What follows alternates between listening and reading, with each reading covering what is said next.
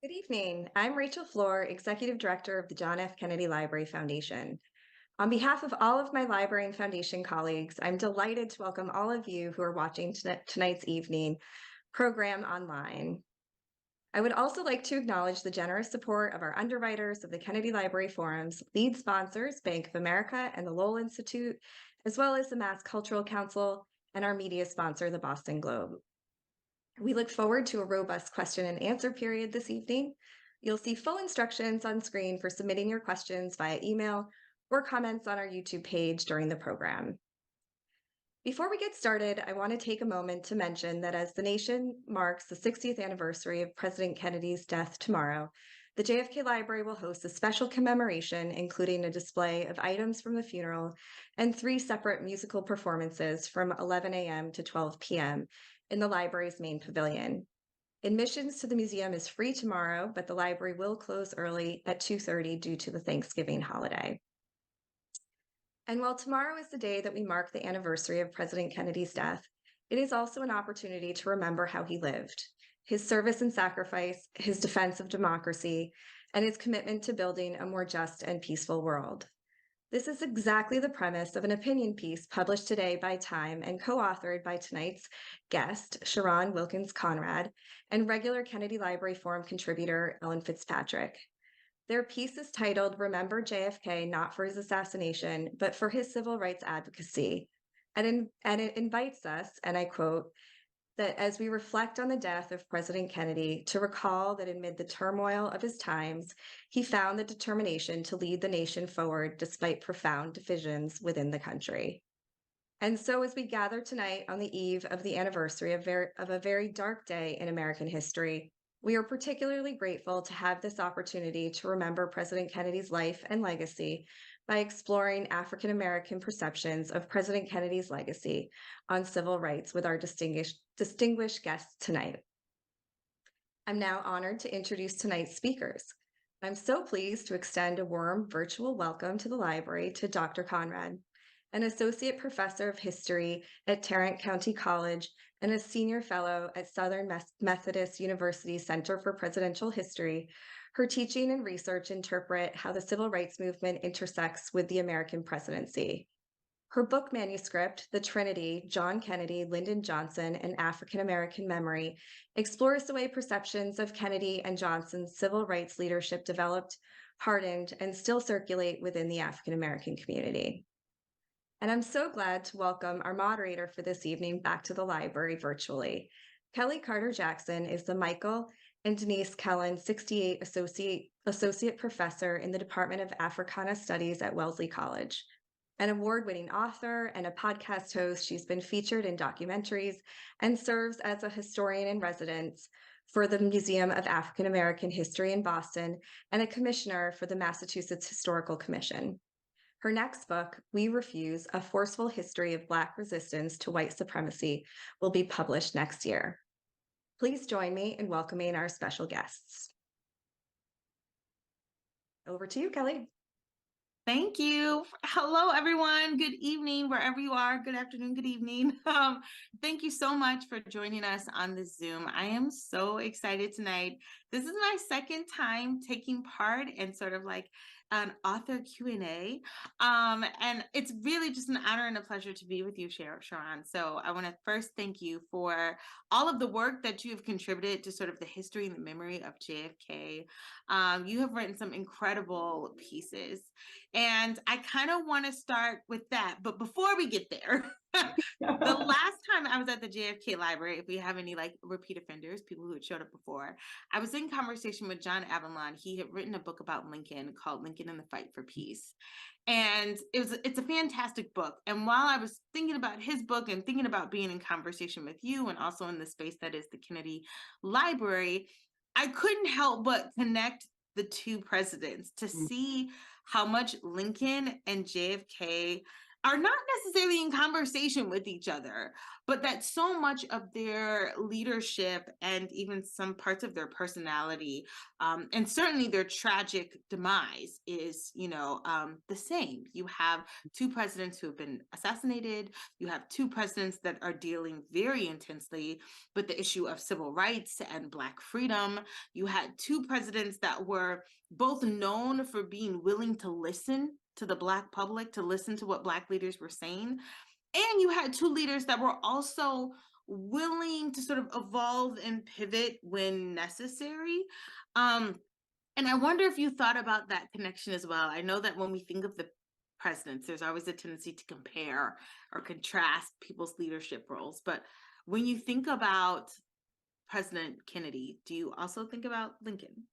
Yeah, I absolutely do. And it's not just something that we as historians do to kind of connect these two presidents and the moments and the racial questions that each of them dealt with, but even during President Kennedy's life, and certainly after his death, my own interest and research is in the way that African Americans thought about him and reflected on his death, and the connections between him and Lincoln were made at the time. And I think it has to do with, just this kind of long history of African Americans not having any local champions, but being able to look towards a national figure who, even if sometimes it's not in the ways that they want or in the time table that they want, that African Americans look to presidents for leadership and to inspire hope. And so, yes, there are so many things about Kennedy and Lincoln that do align in African American memory, and including the way that they were each remembered after their deaths. And one of the things that is that the way that those presidents were honored in African American homes makes up a big part of my work. And it's kind of like I talk about how, members of the Black community would kind of like make these presidents right at home by putting their portraits up in their home. Yes. And that tradition really begins with Abraham Lincoln, and it continues on through with President Kennedy, and will later be kind of adopted by Black families during Barack Obama's presidency. But it starts with Lincoln, and it shows up in the WPA slave narratives, those interviews done by the federal government, where they talk to people who had been enslaved about their memories of being in bondage. And again, folks will talk about Lincoln, and even some of them would even say that they still had his picture hanging on the wall. So they would tell their employees the same thing. And we see this tradition, echoes of this tradition after President Kennedy's death as well. Wow. I have to admit, like in my grandmother's house, and maybe this is like all across Black America, there is a picture of JFK, of Malcolm X, not Malcolm X, Martin Luther King. We had the Martin Luther King like church fan. I don't know if you had those as well, but like JFK and MLK, they all became a part of like Black household iconography. Right next to like a portrait of Jesus. Ours was always a Black Jesus. It made the pin. Ours was like a Black Jesus with like locks too. Like wild. But I think about how much Kennedy is like very present in not just in Black households, but in Black psyches. That when we think about sort of leadership, political leadership that was a champion to the Black cause, Kennedy comes up over and over again. And I wonder if you could speak to that, how warranted that is, right?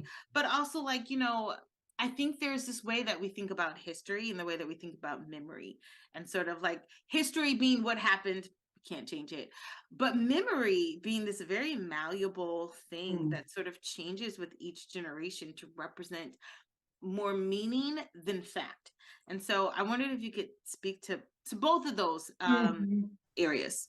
Yes, well, first of all, I am so excited to hear that story, and I will be in touch with you later to hear more. I have a similar story, these memories of in my godmother's home in Sewickley, Pennsylvania. That's what I grew up with. And when I went to work at the Sixth Floor Museum at Dealey Plaza here in Dallas, which is the Kennedy assassination site, one of the first things I did was to talk to the oral historian at the time. Now he's the curator, Stephen Fagan, and I asked him, "Is this something that African American interviewees talk about? This kind of tradition of hanging President Kennedy's portraits in their homes?" And he said, "Absolutely." And so it kind of set me on a path to my my dissertation work.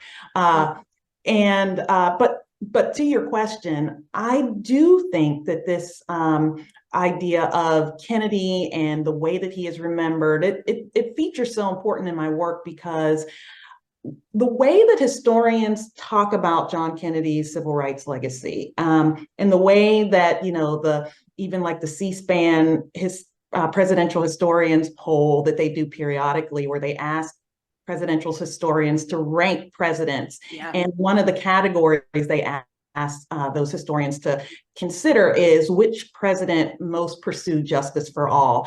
And throughout the many years that they've been doing these polls, most historians are not really putting John Kennedy at the top of their list. It's always Lincoln, and most recently in 2021, I think LBJ was second and Obama was third.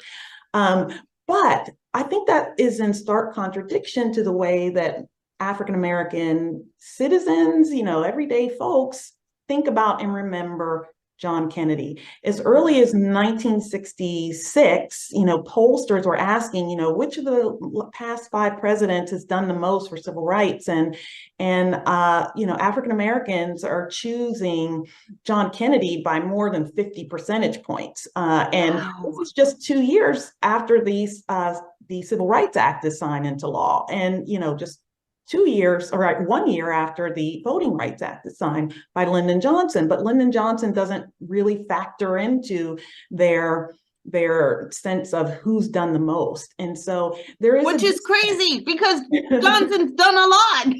Yes, he has done so much. But there seemed to be, and one of the things that I try to do in my book manuscript is that I kind of try to track, how do these 2 senators in 1960, both of whom have kind of like these questionable track records on civil rights, where African American voters are deeply skeptical of them both, how do they kind of break off in such a way that John Kennedy can earn this kind of enduring affection, and Lyndon Johnson is seen as being kind of like manipulative and not a true ally, only doing it for political reasons? And so, but yes, I agree, Johnson did so much, and he felt it himself. He really felt that, why don't they, he talked to the director of the Urban League, Whitney Young, and he says basically like, why don't they appreciate what I've done? Which is like kind of a paternalistic response to this.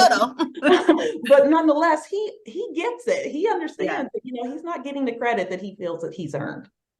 I think part of that is, and I've read and heard you talk about this before, like the contributions that JFK makes are largely symbolic, but that symbols matter. But the changes that Johnson is making are very much structural changes. You think about Civil Rights Act, Voting Rights Act, all of these different legislations, the war on poverty that comes through with Johnson. I remember going to the Johnson Presidential Library, and it's like walls and walls of just all the different pieces of legislation that he passed, which feels very structural, very concrete.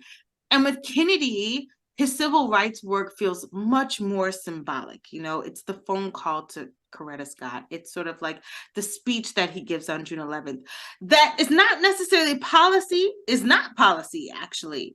And yet, somehow that has more weight than the structural change does. And I want to know if you can talk about why that matters, because for the most part, I feel like people are very quick to throw away symbolic change. Like, oh, you take down the flag, but that doesn't change anything, you know, or you did this, or you said Black Lives Matter, but that doesn't mean anything. You know, when Kennedy is making these symbolic gestures, they actually have a lot more impact than I think people have given weight to. Right. No, I agree. You know, I think so. The first 2 years of John Kennedy's administration, he is pushing back against, advocates like Dr. King and others who are desperately asking him to do something, to call for legislation, to act. And he hesitates. He doesn't want to do that. He is very focused on foreign policy in many ways, but he is doing symbolic things throughout that 2-year period. And I think it really kind of crescendos and at the beginning of 1963, when King and others are asking that President Kennedy sign a second Emancipation Proclamation to mark the 100th anniversary of Lincoln's Emancipation Proclamation going into effect. And Kennedy meets with King and he asks King to draft something for him. King does. And when he receives it, he basically, again, hesitates and he says, no, he's not sure that it is actually constitutional. And so instead, he does something symbolic. He invites, the celebrities and some of the most foremost political leaders and artists of their day and athletes of their day to come to the White House for a celebratory gala, an event. And this is to mark that anniversary. And on the one hand, this is not what King and others are demanding, but on the other hand, you have someone like Louis Martin, who is brought in as an advisor on basically African-American issues. He has a Black journalistic experience. And what Louis Martin says, and he goes on, he becomes known as the godfather of, the civil rights movement in Black politics. And Louis Martin will eventually say that, sometimes the symbolism is the actual thing. It is it's not just symbolism. Sometimes the symbolism is the substance. And the other thing I would say about that is that even Roy Wilkins, who is the head of the NAACP at the time, one of the points that he makes is just that Kennedy, when he comes in and he starts making these changes, on his inauguration, one of the first things he's asking about is integration of the color guard at the inauguration, and why isn't it integrated? And that's going to kind of come to pass. He's making these symbolic changes. He's hiring the first person on the White House, Black, and in the White House press corps, first African-American, Andrew Hatcher. Mrs. Kennedy is going to invite one of Hatcher's kids to be in the kindergarten that she creates for her children in the White House. So these things get out, and of course the Kennedys are very, very sophisticated about this. They make sure that they get out, that this is, news that they want to ensure gets back to African-American constituents. But one of the things that Roy Wilkins says is that John Kennedy made it unfashionable to be prejudiced in Washington, D.C. He said prior to Kennedy, it was the fashion to be prejudiced. The status quo, yeah. And he essentially just changes the entire vibe.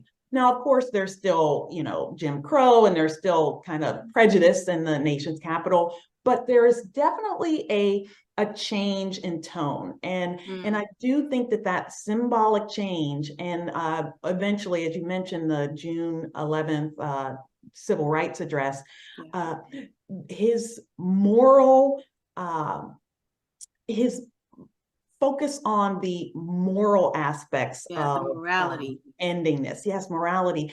It was kind of like, folks have been asking for this for 100 years unsuccessfully. Talk about the morality of this issue. And the President of the United States going on national television and speaking directly to the American people and saying that this isn't an African-American issue. This is an American issue. And, this is a moral issue. It touched people in profound ways, so much so that when I was at the Kennedy Library looking at some of these letters and telegrams that came in after that speech, and the collection was largely uncatalogued when I was there a few years ago, I could just start reading some of these telegrams or letters, and almost immediately I could tell if the writer was African American. It was more just like, then I just needed the proof. I needed them to say it. And they did, because the tone of it, the tone of gratitude, the tone of just, relief came through immediately. And so that kind of moral question was incredibly important to folks. And as the civil rights movement shifts, which you begin to see those shifts even at the March on Washington, as kind of more militant voices are coming to the forefront, I think that people have different expectations that, Kennedy would have had to have dealt with had he lived, but it was left to Johnson to, first of all, push that legislation over the finish line, but then to deal with the expectations of what it meant to enforce those new laws. Can you talk about, you've told the story before, and I think it's a really powerful story too, the story of when King is arrested and JFK calls Coretta Scott. And the conversation's brief, but yet it does something. It does something for his presidency, his leadership in the Black community, the way he's perceived in the Black community. Can you tell that story? Yes. Well, that is such a powerful story, and it goes back to, people were hesitant about Kennedy in 1960. African Americans in particular, he doesn't seem to have a real firm grip on the issues. He has selected in Lyndon Johnson someone who a lot of African Americans are concerned about from his time in the U.S. Senate. And so people are hesitant to embrace John Kennedy. He himself admits to those around him that he just hasn't had a lot of experience with these issues. So that over the course of 1960, his campaign recognizes this as a problem and does some things that I think are really smart. They recruit a number of African-American attorneys with experience with law schools, but also experience with fraternal organizations and sororities. I know you went to Howard. Yeah, I did. So did I.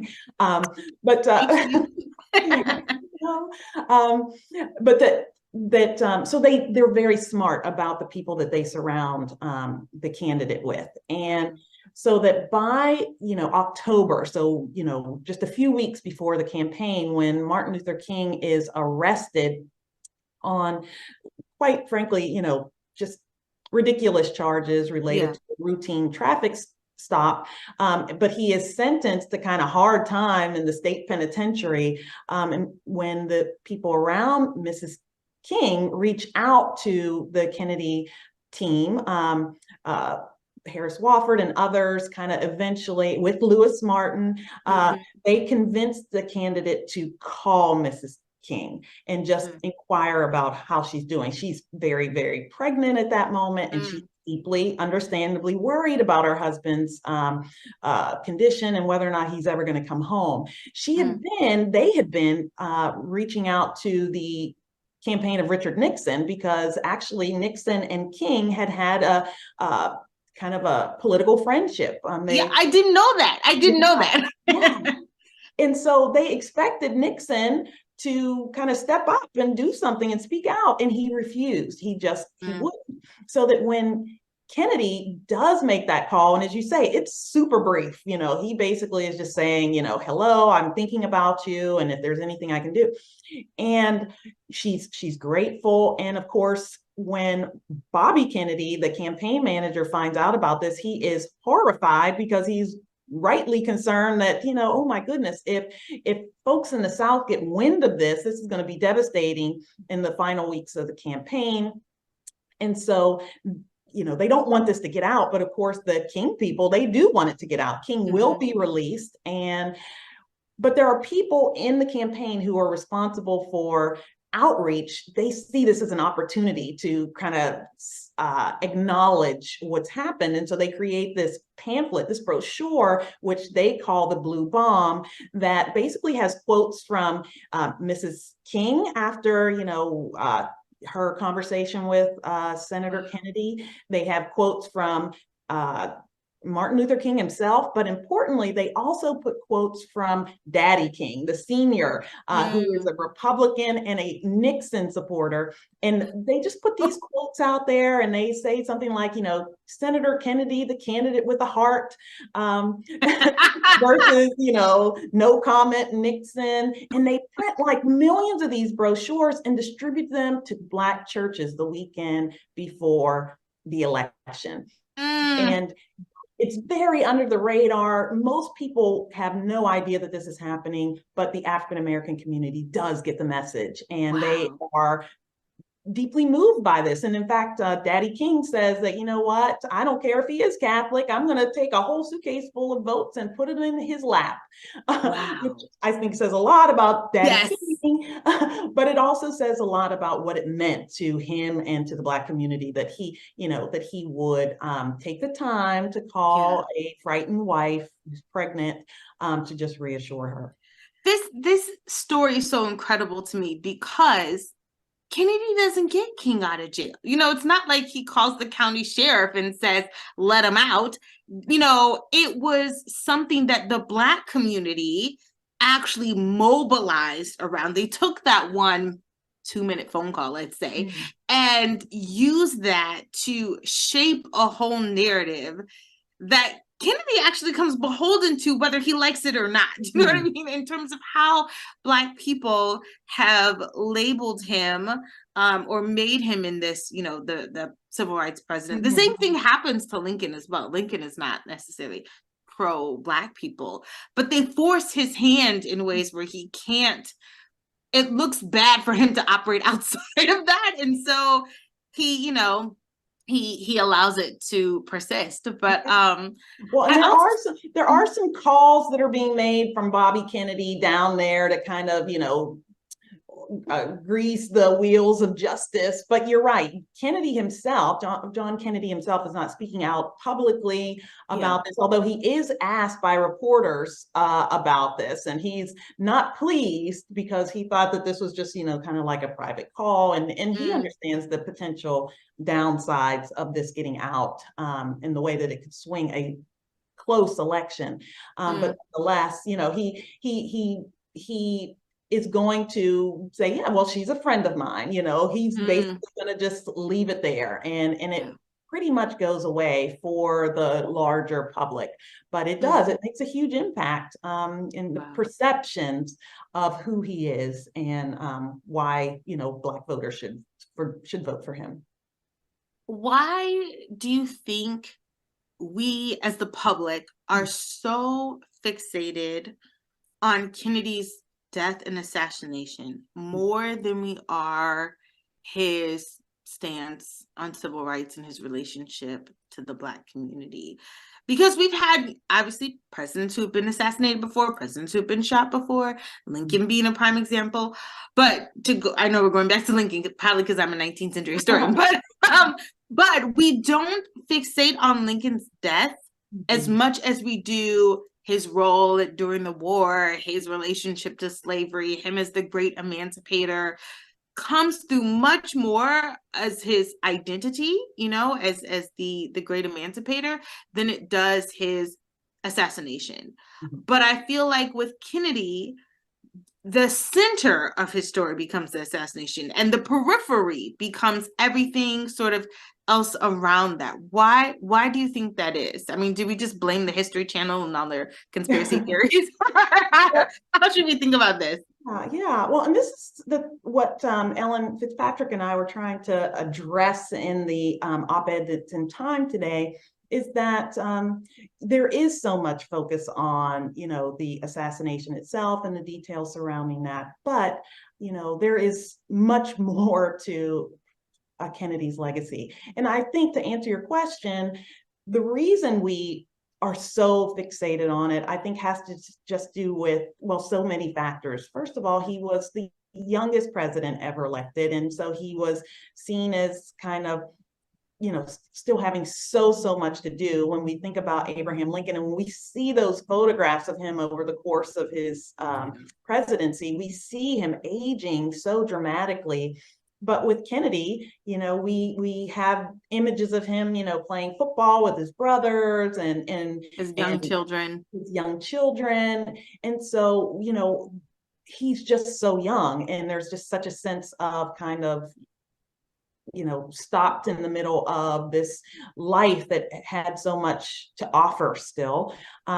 Also, just the fact of the timing of it, he's so telegenic, and he is, our first president to spend so much time doing press conferences and just being so visible, and he has this glamorous wife, and so just that moment, I think, and the way that we have since been able to kind of delve into every aspect of the facts of the case. There's photos, there's home movies, there's just reams and reams of books, so that I think that we haven't been able to move past the kind of details of that. And of course, there was no trial of the accused assassin. It just feels like there was so much interrupted, and so as a result, I think that does something. And as we all know, for many people, and for many African American people, there's just a sense that things would never be the same again. Between the Kennedy assassination, and then followed, of course, by other assassinations, from Malcolm X to Martin Luther King to Robert Kennedy, just Medgar Evers. Like Medgar Evers. Yeah. I mean, it just seems like there's that life isn't going to go back to normal. And that comes through in the letters that, again, are sent to Mrs. Kennedy after the assassination. Folks talk about Kennedy, and they elevate Kennedy into this martyred status in the Black community, where they're talking about him as like, water in dry places. He's a Moses for our people. He becomes this sainted figure, on par with Christ, and later with Dr. King in terms of importance. And so, it's just so, it's like it's a shift in the culture and the history, and it has worldwide implications. And I just don't think that we're kind of stuck there in some ways. Do you have looked at the correspondence to Kennedy from the Black community? Do you see in the letters that you have read a theme, a general, is there something that gets asked of him over and over? Is there a moment that people talk about? Is there something that the Black community is mostly fixated on with Kennedy when they write to him, when they have these, or write to Mrs. Kennedy for that matter? Are there these themes that come out over and over again? I think the theme that recurs in the correspondence is after the speech, and again after President Kennedy's passing, is just this sense that we never thought that a president of the United States would speak out like this on our behalf. So there's just this sense, we've been hoping, we had put our hopes in you, and we had hoped, but we didn't believe that you would ever speak out in this way. So there's just this sense that, he's done it. And there's, I think in the memoir of like Merle Evers, she recalls watching the speech with her children, and she says that the civil rights address with her children in Jackson, Mississippi, and she says, wow, this makes the work that Medgar and I have been doing seem, like it's being understood, and it really matters. And so I think that it was just affirming for Black folks to hear the president say to the American people that this isn't Black people's problem, this is our problem. And he even connects it to, the 100 years since the Emancipation Proclamation. So Yeah. you get the sense, and this is something that King talks about after the assassination of the president. It's just that you get the sense that Kennedy was growing and he was listening, and that he was moving in the right directions. Mm-hmm.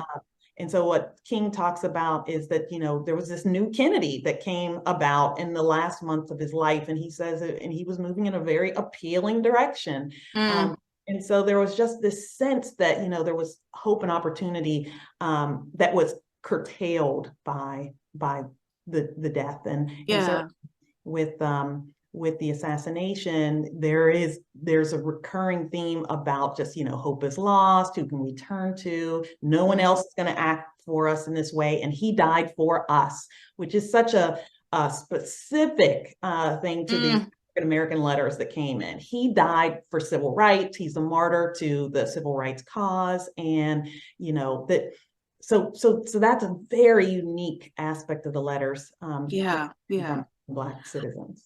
I wonder, because when I think about the Kennedy family in general, I think that is one of the common themes is the relationship with the Black community. I think about it with Robert Kennedy, certainly. Robert Kennedy really picks up that mantle and, becomes sort of the heir apparent to Kennedy's legacy and shares a lot of the same sort of ideas about racial progress. Not initially, but he also evolves. He also listens. He also, has some hard conversations with people like Cara Belafonte and others who hold his feet to the fire.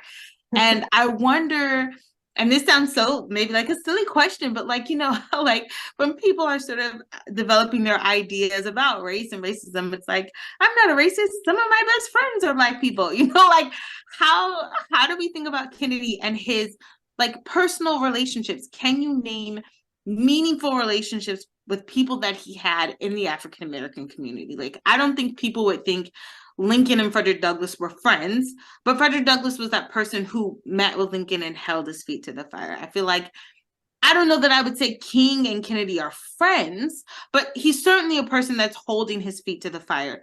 Is there someone that Kennedy has that is a trusted sort of friend that can give him the feedback that he needs, or is it just King that is doing a lot of that work? Yeah, just in going through his record, I don't think that he has a lot of personal friendships that he develops with African Americans. But one person that kind of comes up in my research is a Milwaukee alderwoman by the name of Vel Phillips. And she meets Kennedy in the 1950s, and maybe I think 1957, she meets him when he's coming through, and she tells him straight off that she's been unhappy with the vote that he's made on this civil rights bill that's working its way through Congress. And she tells him to his face that, she was a big fan of his, and that, now she is not so excited about him. And he sits her down, and I think essentially what he does is he works all the charm. He listens, he's looking at her, he's explaining to her. She says he doesn't apologize, but he just walks her through his thought process and says, essentially he can do better in future. And based on the kind of oral histories that she interviews that she gave and some images and things, they stayed connected throughout his campaign for presidency and during his administration. And at one point she says that, she sees him at a meeting and he asks her, Vel, how am I doing for you? Am I doing what you think I should be doing? And she's like, well, she felt bad because she didn't want to hurt his feelings, kind of, because he was asking in such a frank way. And she's like, well, there's still a lot to do. And so I think that's honest. yeah. I mean, it really was. But I think that, it doesn't appear that there are a lot of those kinds of relationships. Even so, it's, he is talking and meeting with King rarely, but they do meet, and they have kind of one-on-one conversations away from others. And so And as King indicates, he is listening and he is growing over the course of his presidency. That's great. That's great. I see a bunch of questions. I know we have some time left, but I do want to get to some questions from the audience. And some of them are right up the alley of what we've been talking about. I think about, this is one from one member of the audience who says, did Kennedy get credit for the things that LBJ actually accomplished? Did people think he was fulfilling Kennedy's goals? This is something that has come up, I think, a lot in your research. How do we make sense of sort of LBJ's work as Kennedy's legacy? I think that, part of this issue stems from the fact that, LBJ says that he basically is going to take this issue and he's going to turn it into a martyr's cause. He says during his first joint, his address to the joint session of Congress in the just immediate days after the assassination, that we need to do this. We need to pass the legislation that President Kennedy had worked so long for and worked so hard on.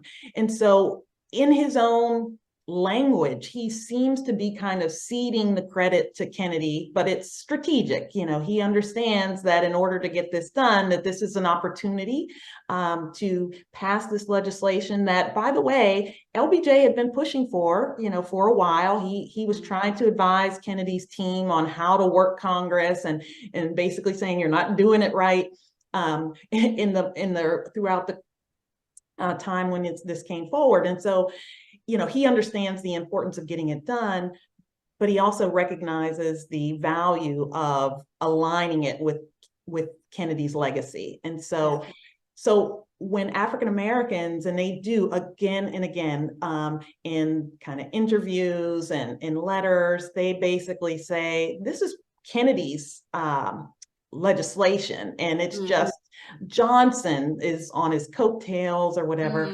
I think that the language that Johnson uses after the assassination kind of lends itself to people giving credit to Kennedy. But we know that Johnson worked incredibly hard behind the scenes to get the Civil Rights Act passed and tapped into every aspect of his training and ability, his relationships to get it done. But nonetheless, he's not really seen as getting credit. And what I'll also say, just to add to that, is that in some senses, by the time that he signs that into law, some of the more militant voices in the movement, they're just kind of like over it, and that is there even at the March on Washington that August. So Kennedy delivers his speech in June, and then the March on Washington for Jobs and Freedom is about kind of pressuring Congress, but also on the Civil Rights Bill, but also about jobs and economic equality. And you have someone like John Lewis, who was there, the youngest speaker. He was head of the Student Nonviolent Coordinating Committee. He's there, and he has a hard-hitting speech. He goes right at Kennedy, and they force him to kind of scale it back, tone it down. Yes, he talks about police brutality too. He does. And then, cut it. And he says basically in that original draft that it's too little too late, and we're going to march through the South just like Sherman. I mean, it's really hard, and he softens it. But I think it's just indicative of the fact that by the time that thing is signed into law, he's like, yeah, we were kind of happy, but he was back on the front lines in Mississippi. He was like, we were joyous. There was some joy there, but it wasn't a celebration. It was kind of like, so what, so there's a lot of that by the time it gets passed, there's a sense that, the moment in a way passes too for that kind of. Also, it's not meeting the needs in the way that, okay, well, you can eat at a lunch counter, but can you put food on the table? Right. Or, you can stay at a hotel now, but, can you get a job at that hotel? Like all of the things that are tethered with economic change don't really get addressed, which is why I also think that Johnson is even sort of fed up with Black leaders towards the end, because it's like, we gave you a seat at the table, proverbially, we gave you voting rights, but the things that really would lead to structural change, I think this is where you start to see the limits of the symbolic change, Yes. right? Because Yeah. people need to eat and they need jobs, and that is what sort of matters most at the end of the day. Yes. And connected to your work, what you begin to see happening, even like almost immediately after the Civil Rights Act is signed into law, you begin to see these riots emerge in cities and around these questions of police brutality and economic disparity. So yes. Yeah, I think about the riots in Watts in 65, and then certainly in 67, 68, cities are exploding all over the country. And a lot of liberal leaders are like, why are you so upset? We gave you what you wanted. Yes. Of course, there was no, King says this himself, you got civil rights on the cheap. This did not cost you anything out of your pocket. But I will say that I think Bobby Kennedy does try to pick up that mantle to change some of that, to address poverty. Could you talk about like Bobby Kennedy's role? This is a question from the audience as well. They want to know, what is Bobby Kennedy's role in the civil rights movement? Because you had mentioned him earlier and you said that he was livid when, he called Coretta Scott, but, Bobby Kennedy also changes his stance. He does. And you alluded to a meeting that he calls at his apartment in New York with James Baldwin and Harry Belafonte and Lena Horne and Lorraine Hansberry, and just this kind of cross section of, African-American kind of supernova types, as well as, at least one kind of frontline activist who's in town to seek medical attention from some beatings that he's received in the South. But Bobby Kennedy absolutely at that meeting is going to hear from these folks in a really direct way. And he gets, upset with this because he's trying to kind of enumerate the things that the administration has done for civil rights and all that they're doing. And there's a lot of pushback. And one of the things that Harry Belafonte says at this meeting is that, they think that even though some people said that this was like a horrible meeting, it was terrible, it was a total kind of just a loss in many ways. A lot of folks, and Harry Belafonte being among them, felt like it was important in Bobby Kennedy's development, because for him to hear from a young person who basically is saying, I'm not going to go and fight in Vietnam, and I'm not going to do any of these things for my country. And he's shocked. And James Baldwin says, I am surprised that the Attorney General doesn't understand, why young Black people aren't going to want to enlist or to, and so it's an education for him. And the leaders of the movement, they definitely understood that Bobby Kennedy was kind of like a partner with the president. And a lot of them say that when they were talking to Bobby Kennedy, they felt like they were talking to the president, and they would refer to them as the Kennedys, as though they were one entity. And so that if they could get Bobby Kennedy's ear, and they also understood that under the gruff kind of surface of Bobby Kennedy, that there was a deeply empathetic person. And so they really tried to connect with him. And it is no surprise that, Bobby Kennedy shows up on many of these Trinity walls that I write about, because especially in his own run for the presidency and in his time in Mississippi, he makes a big impact on people when it comes to kind of moving into spaces. He's going to go into some of these, homes and just meet with people and really get to know them. And in a way, very different. The relationship that he builds with African Americans is very different than the one that his brother did, because his relationship feels more personal, closer in some way. Yes, I think Bobby Kennedy puts himself in much closer proximity than JFK does. Hmm. Another question from the audience that I've wondered about as well is, can you comment on Kennedy's views regarding Malcolm X and the Nation of Islam?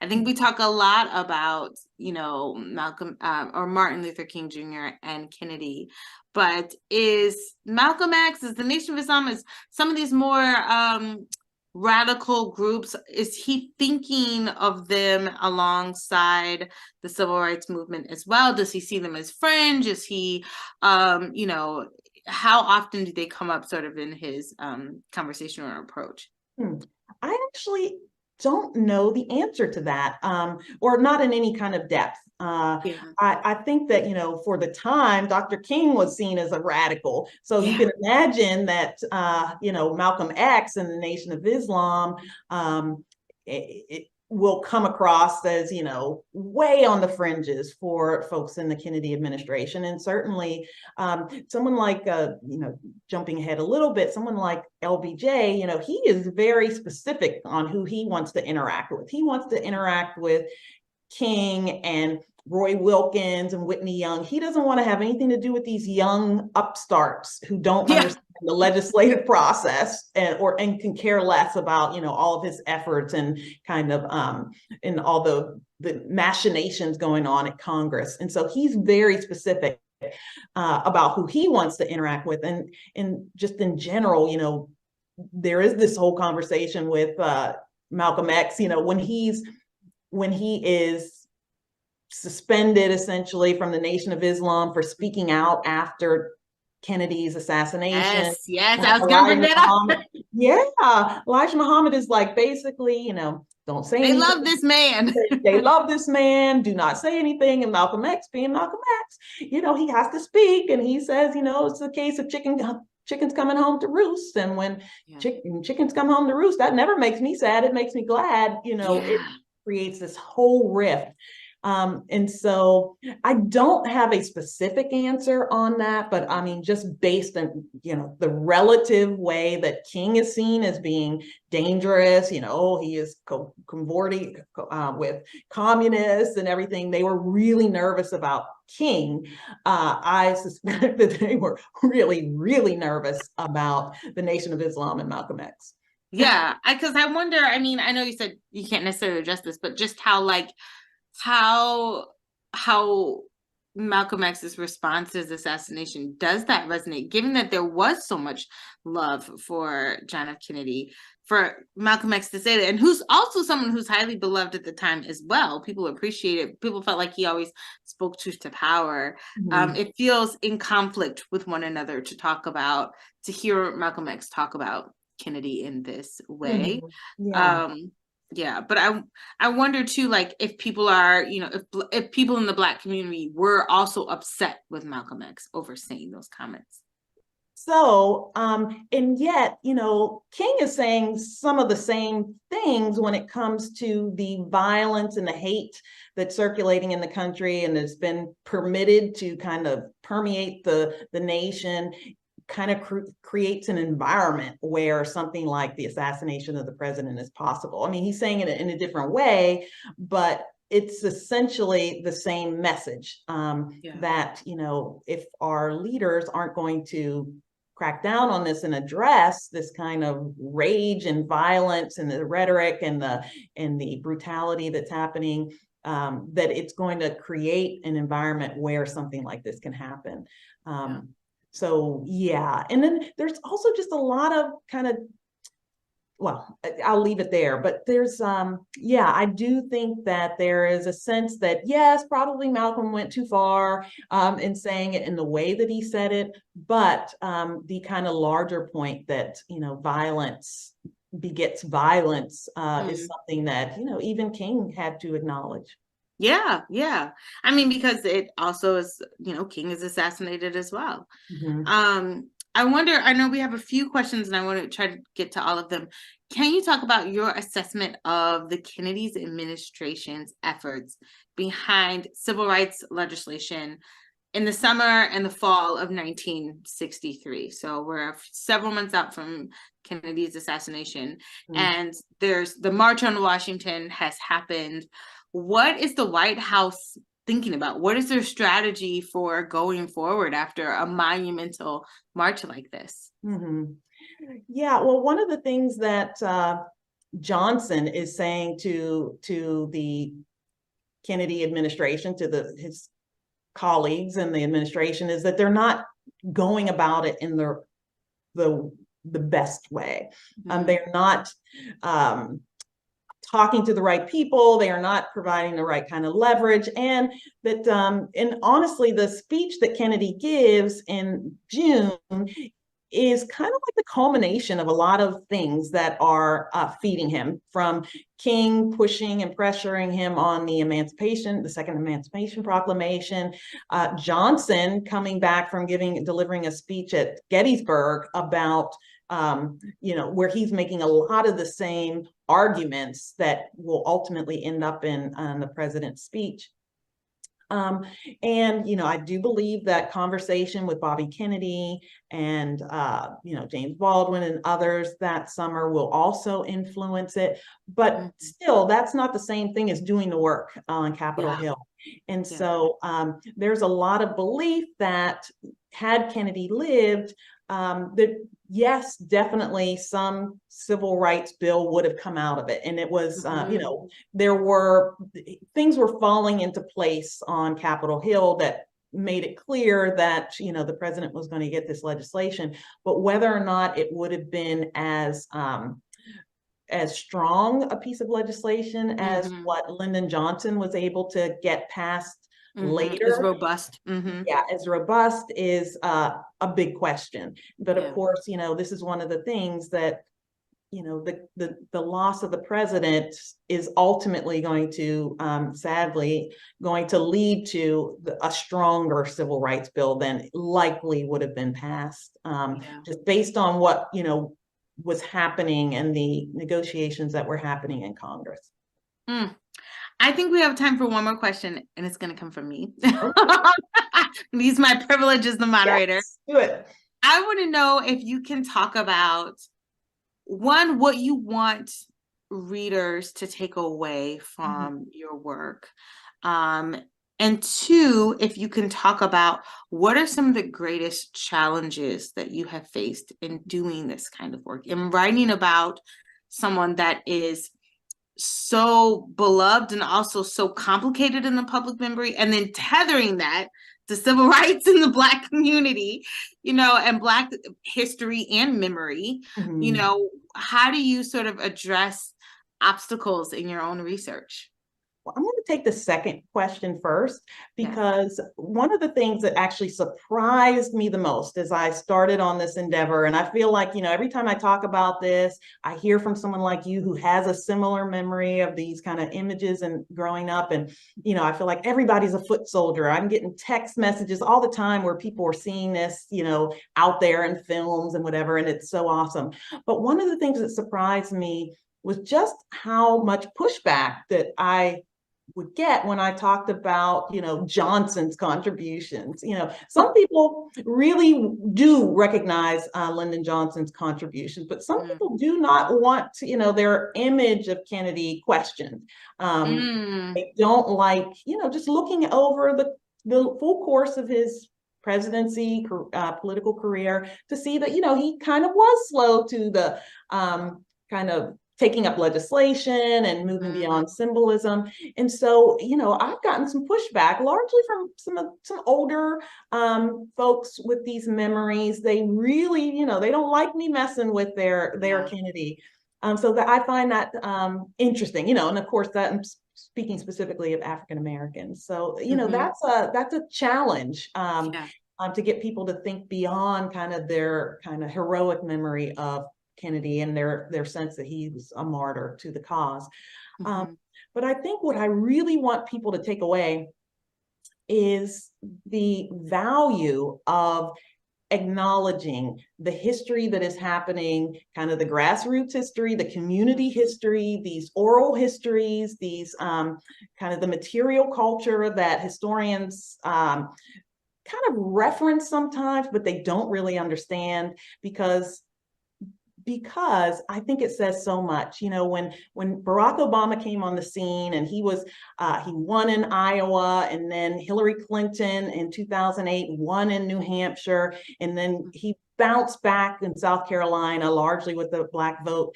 One of the things that happens after that is Caroline Kennedy comes out and she endorses Barack Obama, and she says that, you know, he's like my father. He's like my father. Yeah.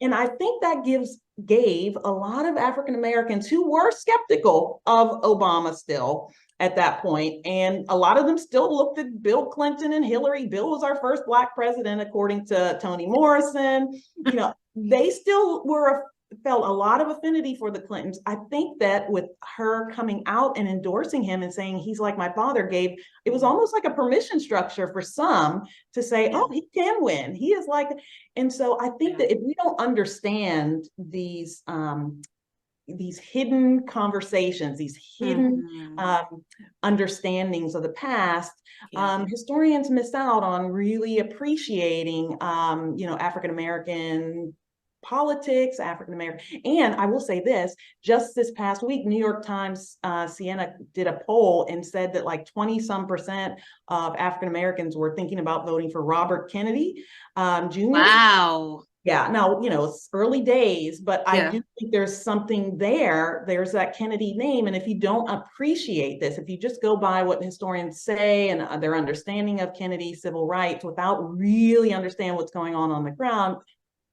we're missing out.